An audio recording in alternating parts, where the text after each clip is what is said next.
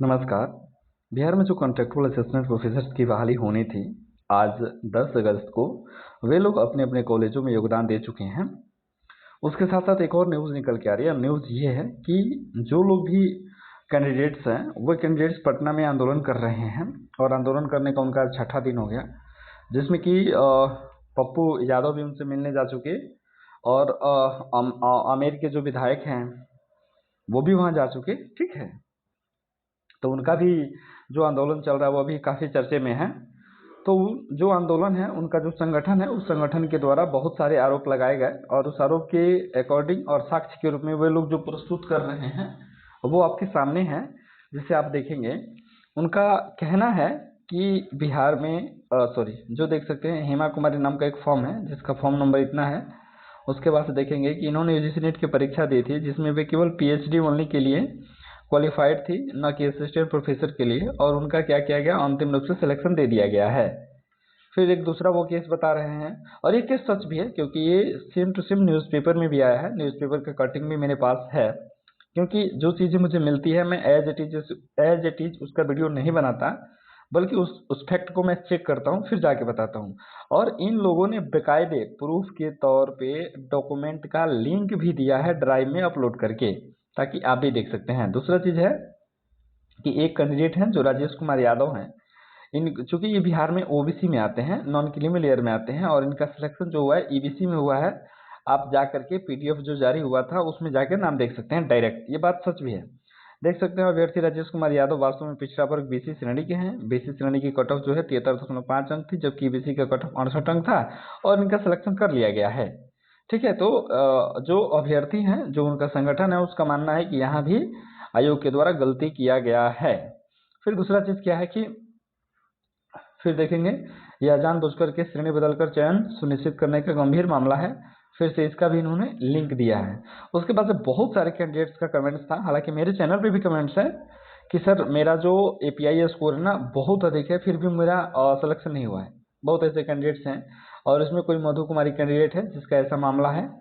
आप देख सकते हैं, उसका भी बेकायदा लिखा गया। राजनीति विज्ञान के विषय में अभ्यर्थी मधु कुमारी एससी महिला का कुल स्कोर 66.94 था, जबकि एससी महिला कैटेगरी की कट ऑफ जो है 60.4 अंक गया है। कट ऑफ से 6.54 अधिक है, फिर भी इनका सिलेक्शन नहीं हुआ है।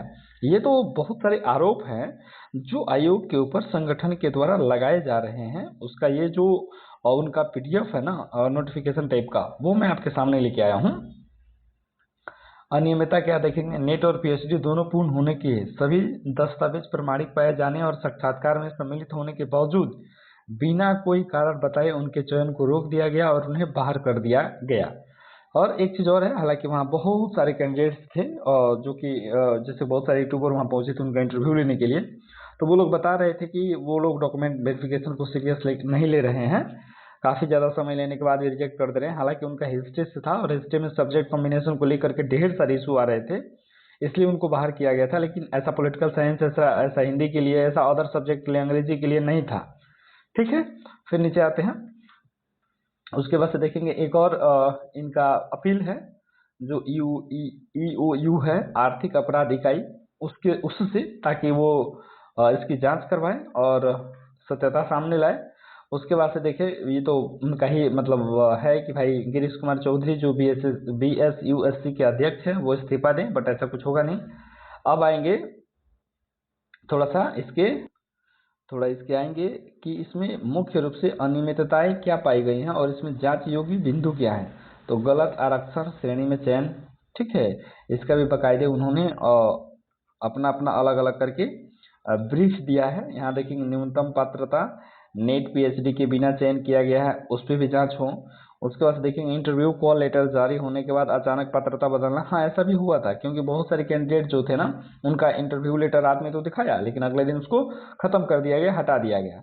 उसके बाद एक चीज देखेंगे, अनेक अभ्यर्थियों को आधिकारिक रूप से इंटरव्यू कॉल लेटर जारी किया गया, किंतु साक्षात्कार से ठीक पूर्व बिना किसी सूचना, कारण अथवा लिखित स्पष्टीकरण के उनका स्टेटस अवेटिंग स्क्रीनिंग कर दिया गया था, उन्हें अयोग्य घोषित कर दिया गया। इससे चयन प्रक्रिया पारदर्शिता एवं विश्वसनीयता पर गंभीर प्रश्न उत्पन्न होते हैं। ये बात सच है, बहुत सारे कैंडिडेट्स, क्योंकि उनका मेरे भी कमेंट्स आया कि सर पहले तो दिखा रहा था, बाद में नहीं दिखा रहा था। ये तो गलत बात है, ऐसा होना भी नहीं चाहिए। ठीक है, फिर क्या हुआ है कि उच्च एपीआई अंक होने के बावजूद भी अंतिम चयन से वंचित करना, दिव्यांग पीडब्ल्यूडी आरक्षण से संबंधित अनियमितताएं देखने को मिली हैं।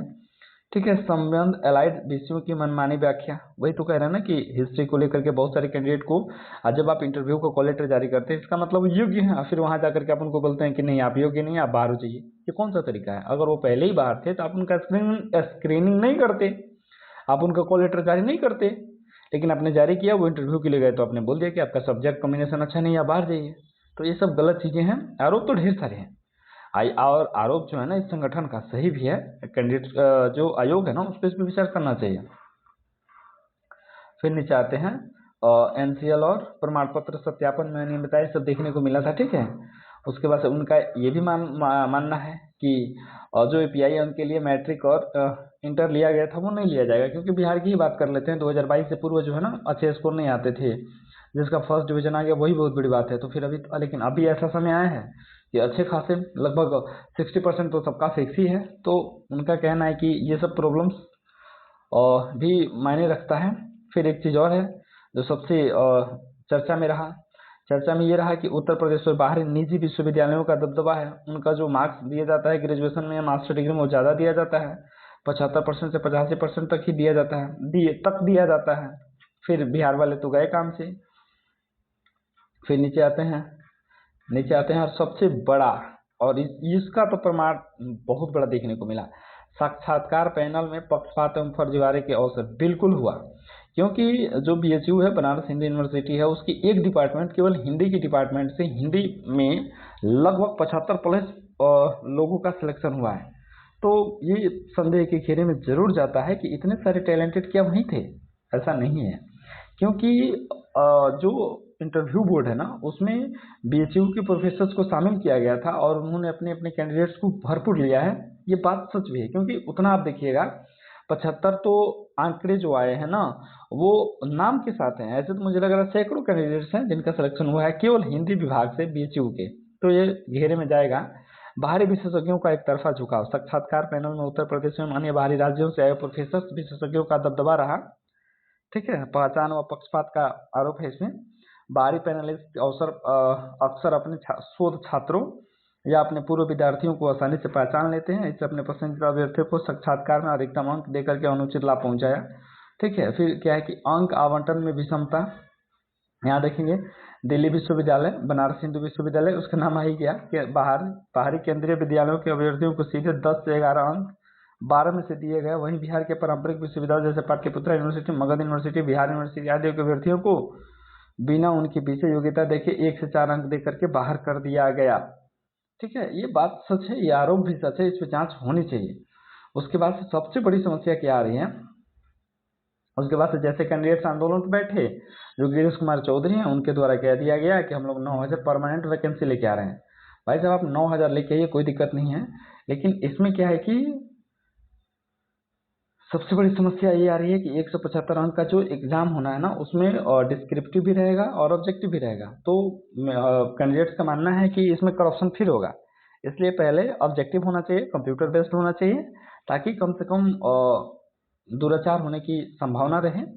बाकी देखते हैं, आंदोलन उनका चल रहा है, क्या होता है। और यहाँ एक चीज़ और देखेंगे ना, हम सभी की मांगे, जो ये संगठन है उसकी मांगे क्या है, संपूर्ण चयन प्रक्रिया की स्वतंत्र एवं समयबद्ध जांच हो, अंतिम परिणाम में ज्वाइनिंग पर तत्काल रोक लगे, जबकि ये पॉसिबल नहीं है क्योंकि वो लोग तो ज्वाइन कर चुके हैं। जो अध्यक्ष है गिरीश कुमार चौधरी, उनका निलंबन चाहिए, जबकि ये पॉसिबल नहीं है। हालांकि अपनी मांगे तो रहनी चाहिए, क्या होगा ना हो जाए। उसके बाद भविष्य की जो सहायक प्राध्यापक भर्ती होनी चाहिए ना पूर्णतः पारदर्शी बनाई जाए। लगभग 9000 स्थायी सहायक प्राध्यापकों की भर्तियों में वस्तुनिष्ठ, ये बात सच है। मैं भी इसी पक्ष में हूँ कि सीबीटी मोड पे ऑब्जेक्टिव कराया जाए, ताकि उसमें कहीं से कोई धांधली होने के चांसेस ना हो।